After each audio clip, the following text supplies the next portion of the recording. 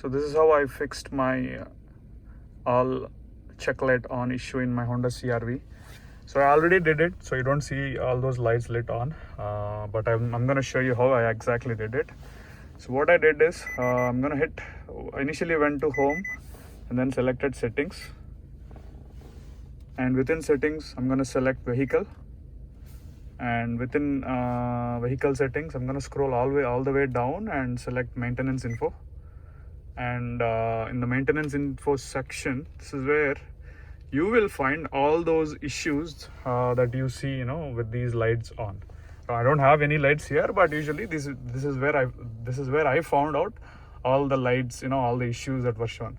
So what I did, I select individual up, and then each of these options, and then I selected reset items. And once you select all of them, you should have all the list in your car, and that should be it. I go to home, and then I restart my car, and then all the lights issues were gone.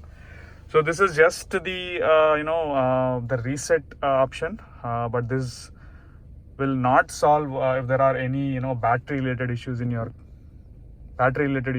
car. So what helped me in my case is a jump start.